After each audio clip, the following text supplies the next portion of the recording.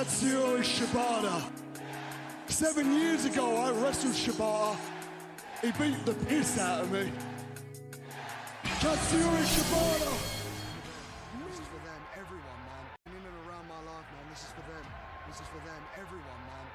From the British independence to New Japan Pro Wrestling to All Elite Wrestling. All those chapters are closed, but this is a brand new one that's about to start. Enjoy it, mate. Enjoy it.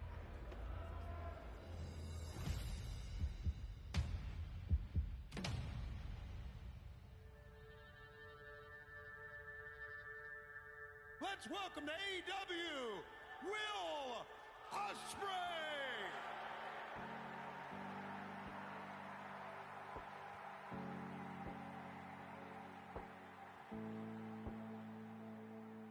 See me, can you see me?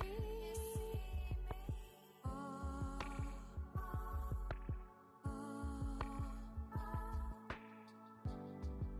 see me with your able eyes, like through my own.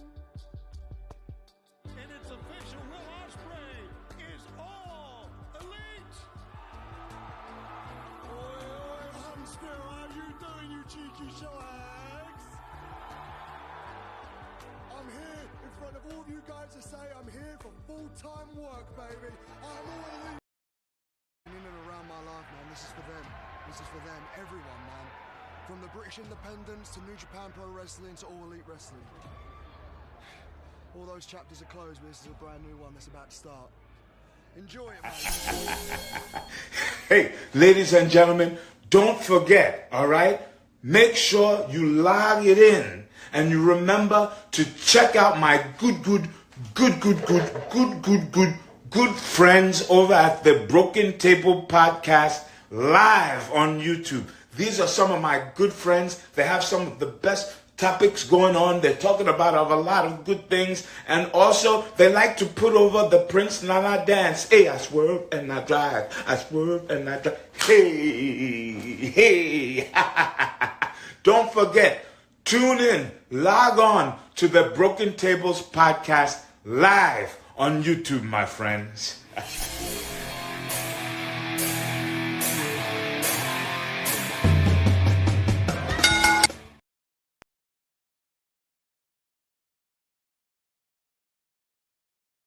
What's going on, guys? Welcome to the Broken Tables Podcast. I'm your host, Jeffrey Vegas, here all by myself tonight. Rome is not feeling well. Everybody that is involved in our Discord, please go into the Discord and wish him well. He was not feeling good tonight, so I'm not even sure if he got a chance to watch Rampage. But we're here for our AEW Dynamite review out of Quebec City, Canada. I thought tonight was a fabulous Dynamite. I can't really remember anything I didn't like. As we go over everything here, maybe I'll find one or two things that were not the greatest, but I thought this was a very enjoyable Dynamite. The 2 hours absolutely flew by. When we got to 9:30, I looked at the clock and I was like, no way. No shot, it's already 9:30. That is absolutely insane. But man, what a stacked show we had going on tonight. What up, Coach Nick, the Day Trading Doge in the chat? What's up, guys? Holy smokes, that main event. I mean, dude.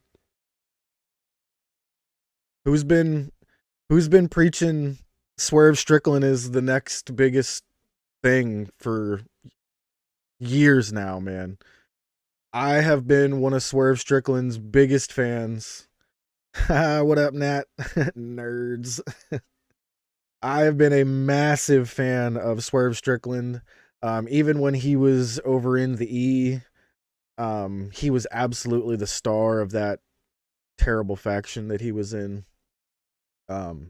Swerve Strickland, man, just absolutely incredible.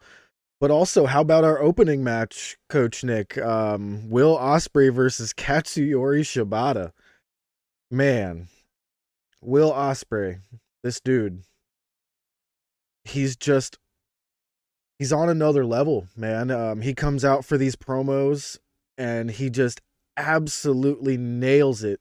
And the promos feel supernatural. Not like supernatural like ghosts, but like they feel super natural. And he just has this charisma to him when he comes out of the tunnel. He's just like ding ding ding, bouncing all over the place like Monkey D. Luffy from One Piece. And this opening match to Dynamite was absolutely excellent. Scary, spooky. A nice back and forth match here. Not the same as Will Ospreay's other matches in AEW. Shibata basically had him grounded for a good portion of the match, using submissions to keep him down, keeping that high flying style down on the ground. Will hits a beautiful Oz cutter, and Shibata kicks out at 1. I was like, okay, this it's on now. You know what I mean? This is gonna be wild. So the match continued, just got better and better as it went on. Will Ospreay hits an absolutely disgusting Tiger Driver. I don't think it was the Tiger Driver 98. It was just a Tiger Driver. Hits him with the hidden blade for the 1, 2, 3. Will Ospreay wins. What a match. I mean, this was just another professional wrestling masterclass here. I mean, just absolutely incredible. What more can you say? I mean, Ospreay is a massive, huge signing for Tony Khan. Not necessarily the draw yet, but I believe Will Ospreay is going to get there. I think Will Ospreay is going to be a huge draw for this company coming up soon.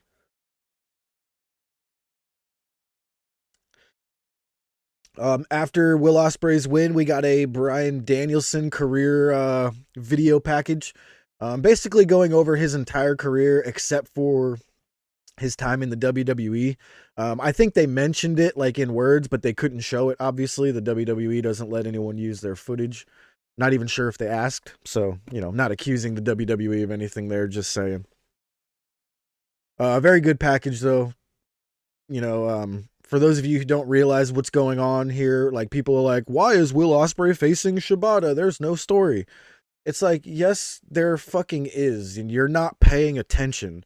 And if you're not smart enough to understand the story, I apologize, but I'll try to explain it once. I think I've done it before, but I'll do it again. I'll explain it again.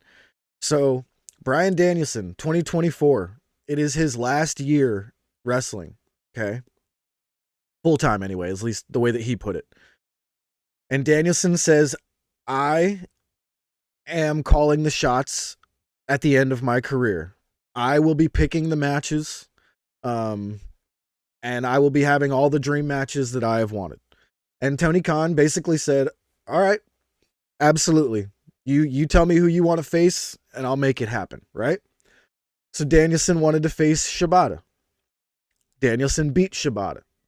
Shibata has defeated Ospreay early in his career.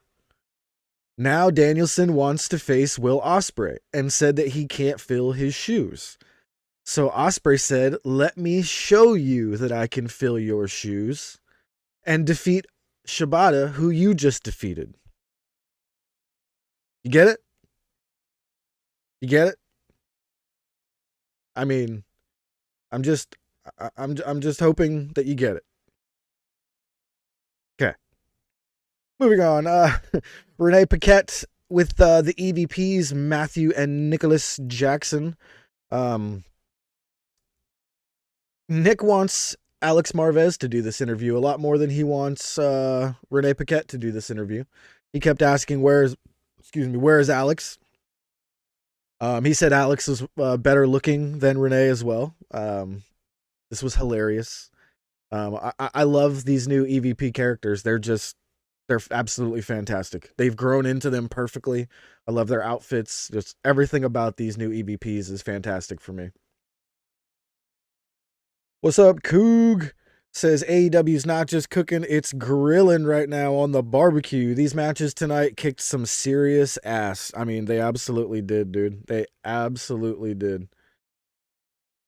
Coach Nick says WWE put out a good Raw. I heard AEW comes out with its own banger. Gotta love how competition raises everybody. Absolutely, man. Iron sharpens iron. It's just, competition's a great thing.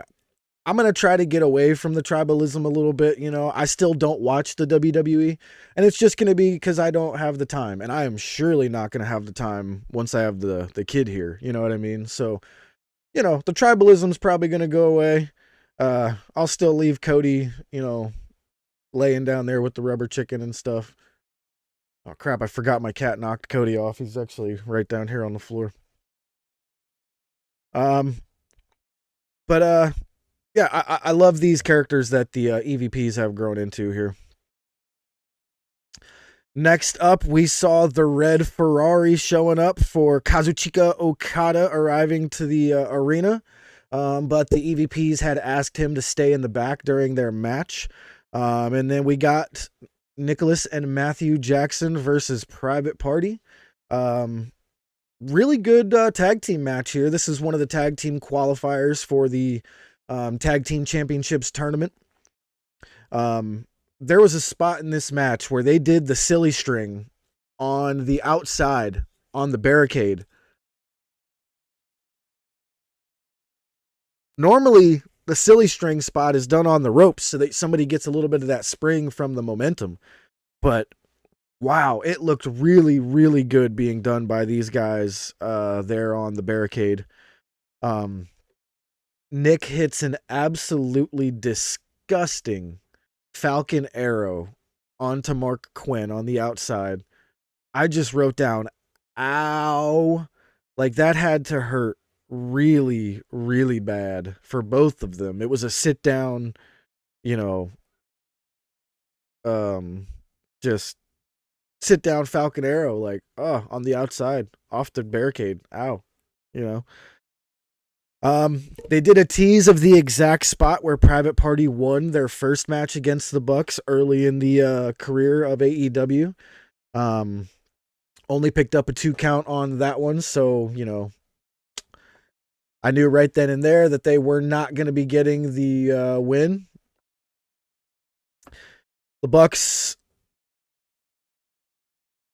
pick up the win here with I guess you're going to call it a botched EVP trigger.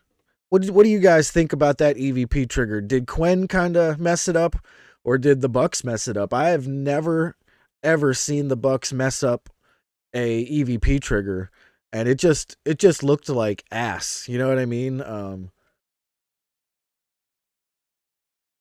Something about that EVP trigger just didn't hit. But they pick up the win. Great match. Mark Quinn, his crash and burn on that 650. These guys are cutting it real close, man, and that was just a beautiful spot. That 650 landed right on his back. Very, very nice. Very nice. You think it was a botch? Yeah, Matt went last. It looked like Matt started to stumble. Yeah, I think you're right. Matt did kind of lose his balance there, and he hit the second part of the EVP trigger a little late.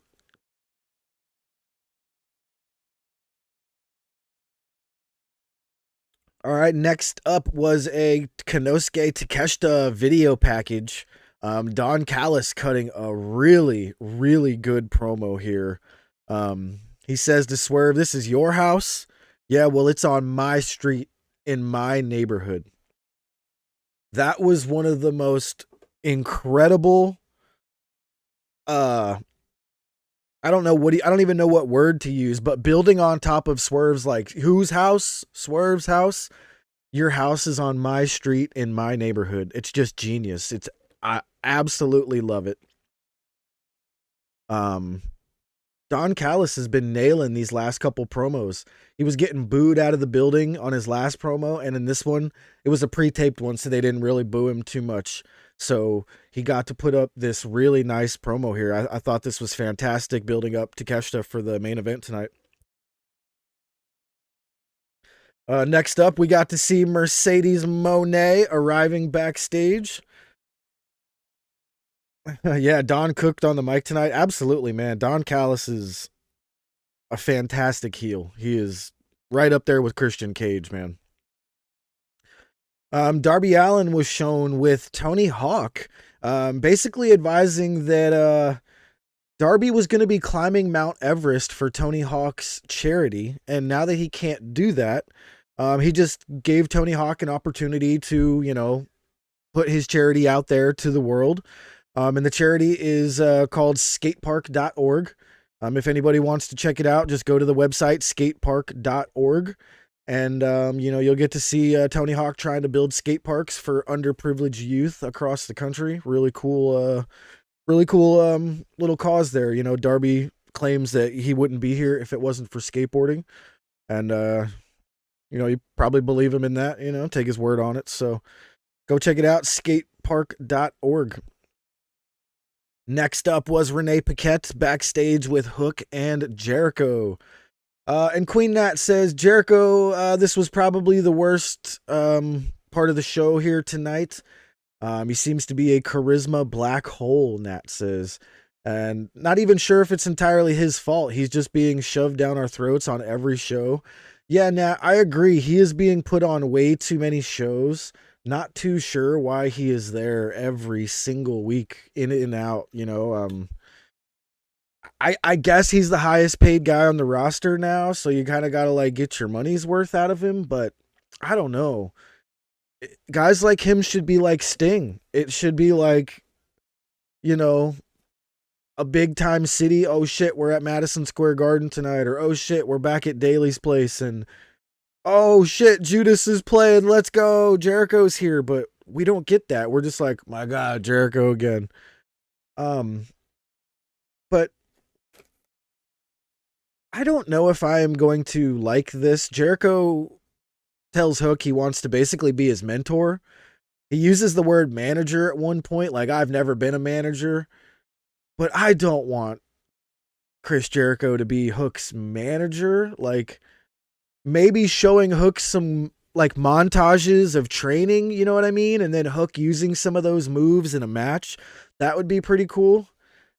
Oh, Nat, I have no idea if he's actually the highest paid guy. I'm just assuming so.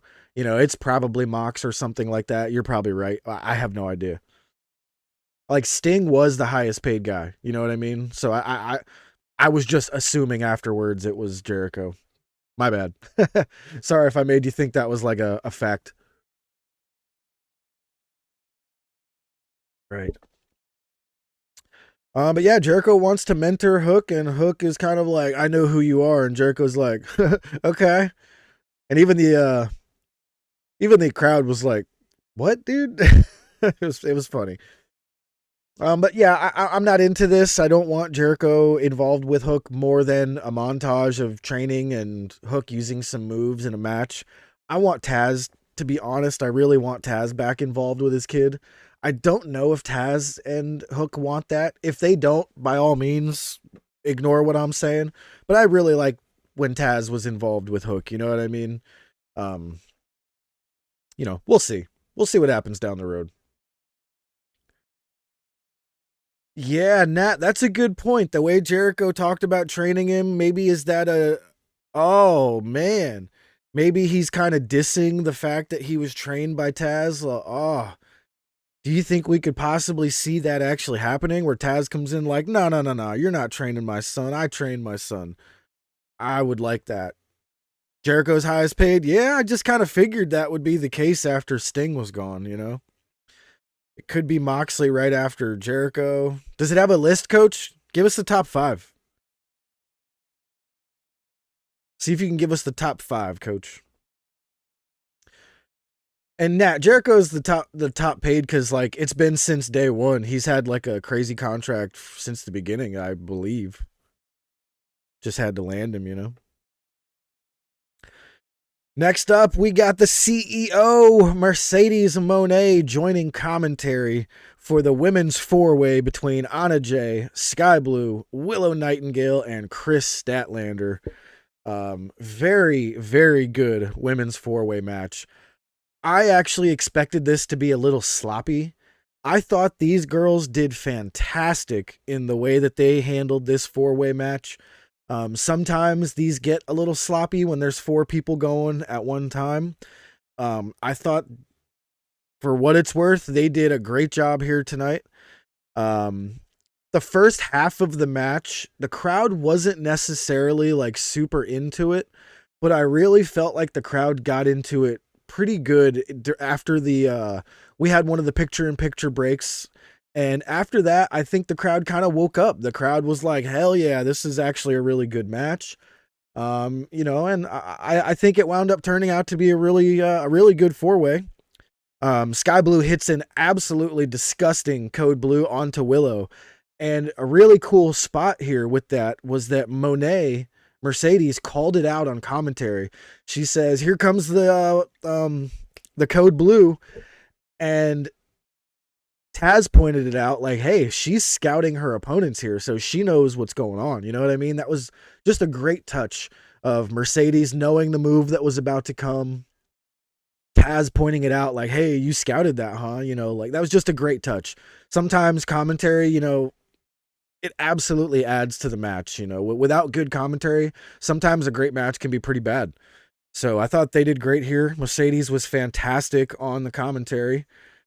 What up, Michael Duke? How you doing here tonight? Coog. Skye taking that Willow slam on the apron was savage. Guys, I cannot tell you. Sky Blue ate a Death Valley driver on the apron from Willow. I thought she killed her.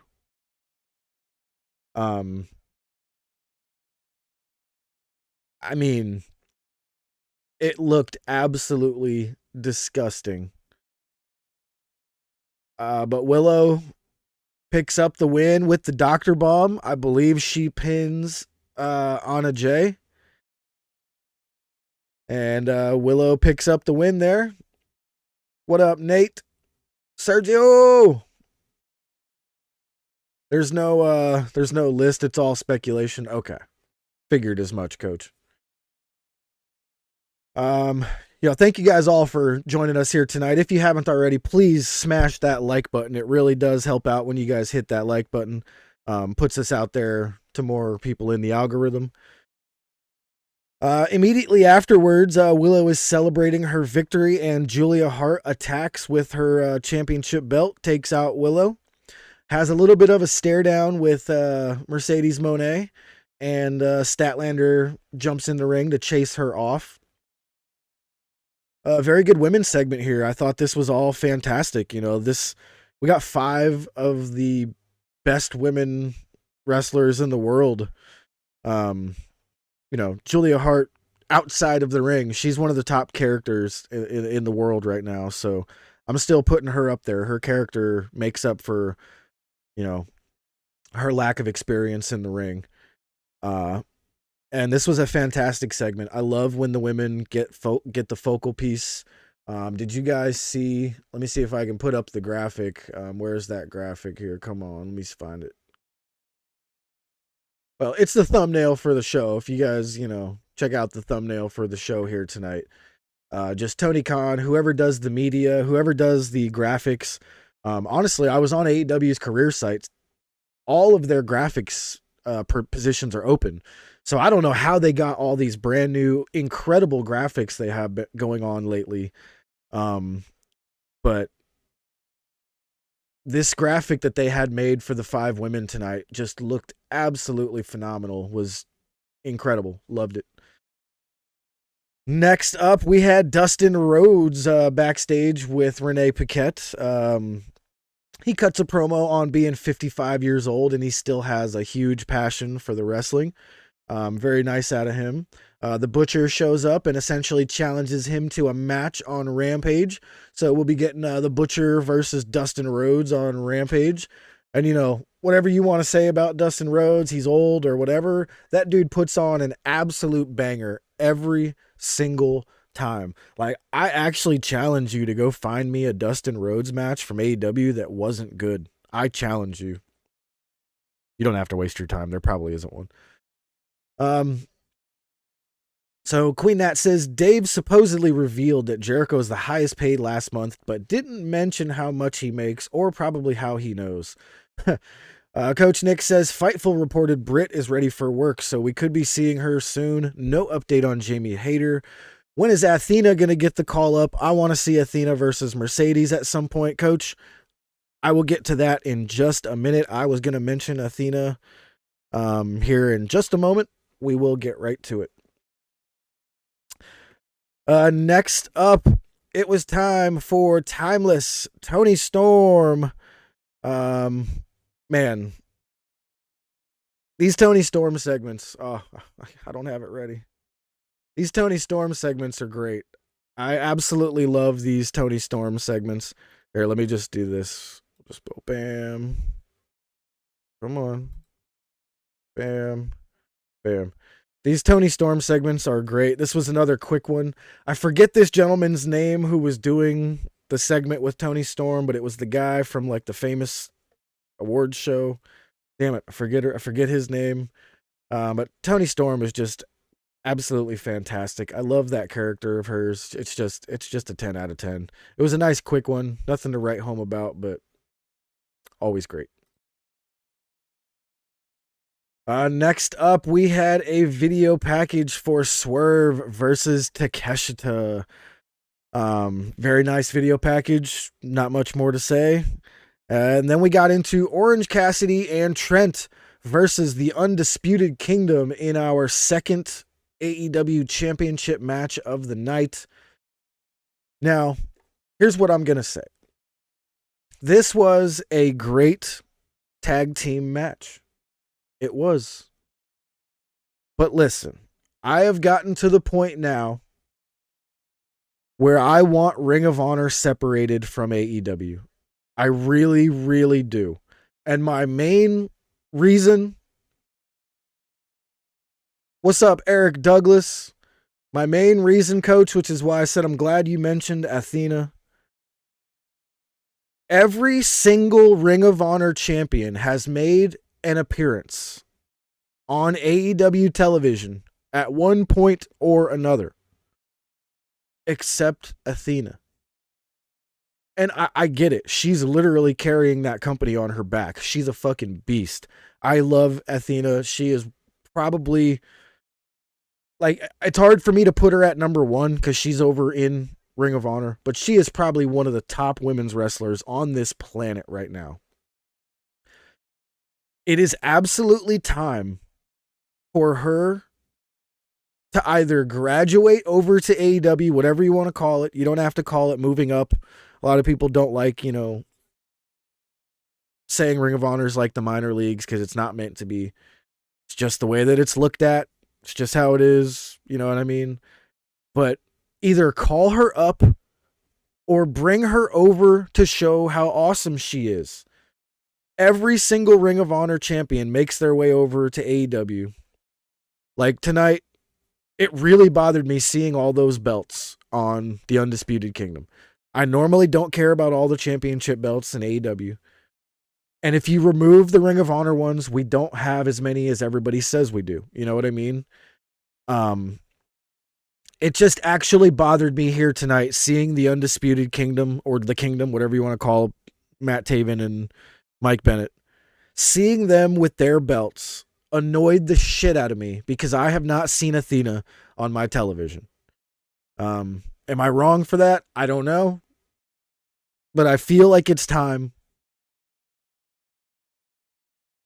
Bring her the fuck over. Because I know Tony's not going to stop bringing the Ring of Honor belts onto AEW. So give me Athena, belt or not. I really think it's time for Billy Starks, right? Really think it's time for her to actually win that belt. I honestly think it was a mistake for Billy to not win it last time. That was the greatest fucking moment for somebody to... I feel like she should have won 100% in her first match with Athena. Or I don't know about first match, but that pay-per-view match that was absolutely off the fucking chain. I think it was... I don't want to say. I don't remember what it was, but the match was incredible. She should have won there. But it's fine. We'll see. I got an email back from AEW Media about going to the Ring of Honor Super Card of Honor. Excuse me, losing the voice. Need some water.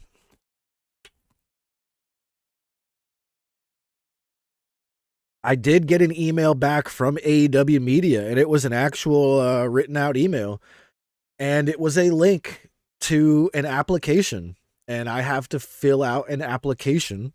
I already did. I sent it in. To be at the Ring of Honor Super Card of Honor here in Philadelphia as a media. And I am hoping and praying that I get in. They do the after, post-media scrum.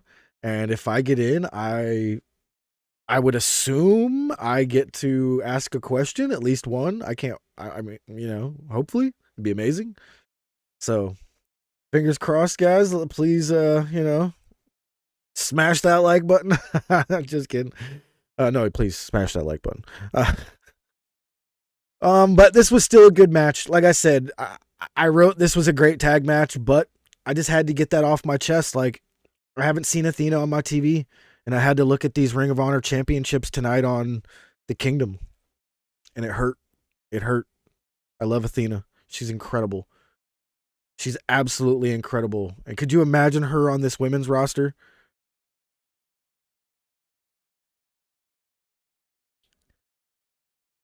I would absolutely, if it made any sense, Nat, like if she lost, I would be like, is she moving over to AEW television and why has it taken so long? That would 100% be my question, Nat.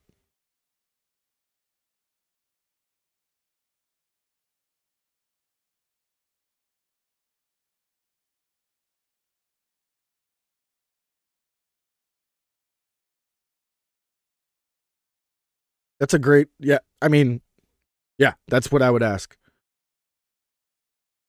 All right, so Trent picks up the win with the most devastating move in all of sports entertainment, the surprise roll up. The EVPs show up while the best friends are celebrating.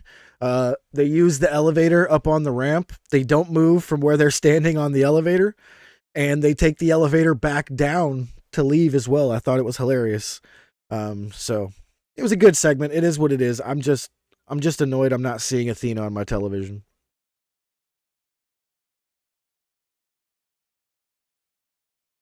And next up, we had Renee Paquette with Kyle O'Reilly. And Kyle O'Reilly cuts a decent little promo here. Nothing special. It just felt very real. It felt like the actual real person, Kyle O'Reilly. No character, no, not the wrestler. This was Kyle O'Reilly being like, it was amazing getting back in front of the real crowd, just had to jump in there, so it was a nice little promo. And then it was time for the main event, Swerve Strickland versus Konosuke Takeshita. Don Callis joining on commentary, absolutely added to this match. Don Callis was fabulous on commentary. And oh my goodness, as Coach said at the beginning of the show, what an incredible match. This was fan-fucking-tastic. I didn't even write very many notes because I was just staring at the television the entire time. I did write down there was a blue thunder bomb to Swerve, the least devastating move in all of sports entertainment. Does not pick up the win, 2 count. We also had a blue thunder counter from Swerve, the second attempt at a blue thunder bomb. Swerve counters it, hits the house call, hits the stomp, and only gets the 2 count. But Swerve finally hits that big pressure, and it was a nasty one. This big pressure, Takeshita landed right on his neck. Picks up the 1, 2, 3. And as Swerve is celebrating, Renee Paquette interviews Samoa Joe backstage. And we have our number 1 contender for Samoa Joe, Swerve Strickland, 1-on-1 against Samoa Joe. Pretty sure that's going to be at World's End. I'm assuming it is. I'm sure they said it is. I'm just an oblivious old man. I probably missed it. That's going to be an absolute banger. That match is going to fucking slap so hard. I cannot wait for that match. And I'm telling you guys, I really, really need Swerve to win that match. But all I can think about is Hangman. You know, Hangman is absolutely 100% adamant that he is not going to allow Swerve to become the AEW champion. So I'm going to be so disappointed at that pay-per-view if he doesn't win. But man, if Swerve Strickland finally becomes the first black AEW world champion, I will lose my shit. I am such a fan of this dude. I've been a fan of this guy since, what was he? Isaiah Swerve Scott. Can't believe I remembered that on the fly. You know, even in that terrible faction he was in over there in the E, he was absolutely the star of those dudes. And it was obvious when they removed him, the whole group was just like a charisma black hole, to steal a Nat's term for Jericho. Swerve is just an absolute superstar. Anybody who says he's not is just bitter that the E lost him. It is what it is. The E tried to call him up. They tried to get him back, and he didn't even answer the phone. He said, absolutely not. I'm showing you guys what you fucking let go. And I can't wait. The championship belt on Swerve Strickland's shoulder. Just picture that, guys. Just like, picture that beautiful AEW World Championship. And I don't care what anyone says. That is one of the best looking belts in all of wrestling. Especially in today's wrestling, that might be the best looking men's championship. The Intercontinental, or the International and the Continental, are pretty nice too. But just imagine that belt on Swerve's shoulder. Like right down here. You see Swerve right there? I'm sorry. You see Joe right there? I want to put Swerve right there with that belt on his shoulder, man. Like, that dude will elevate the hell out of that belt. What do you guys think about if Swerve wins we get a remodeled championship, like a new look? Like MJF changed the strap to his Burberry shit for a while, but I'm talking like a complete refresh on the belt. You guys think it's time yet? 5 years? I think we could go a little longer, but I would not be opposed to a new belt here. I don't think it's needed at the moment, I'll be honest, but just a thought. All right, so let us see if I can figure out what's going to be going on for Rampage and Collision. All right, so Rampage looks like... Sorry, I got to scroll a little bit here.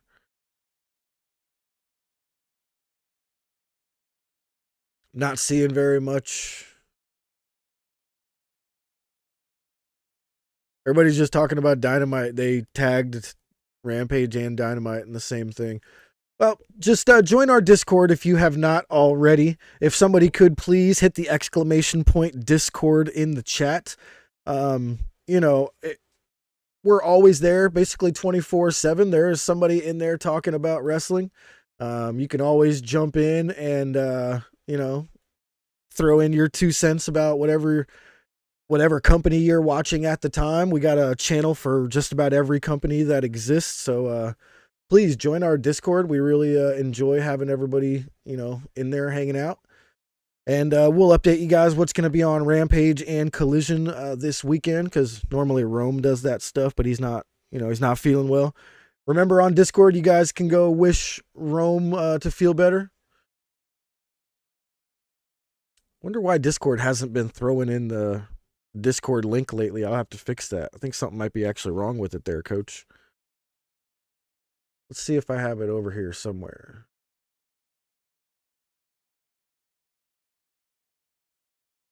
That's not what I wanted.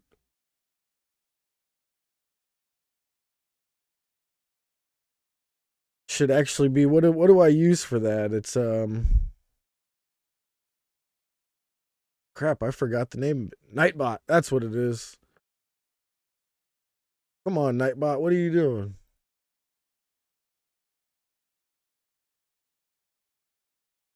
Make him do all kinds of continue and allow, and that's probably why. It was probably...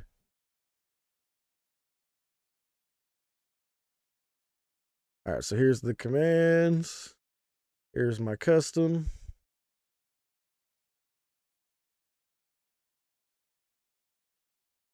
There, it should work now.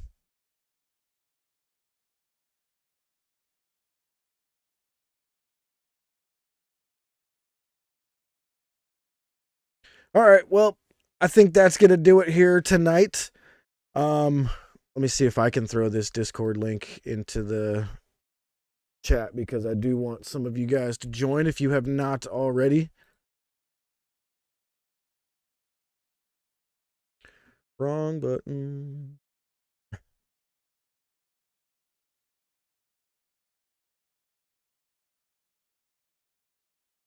Come on, chatbot.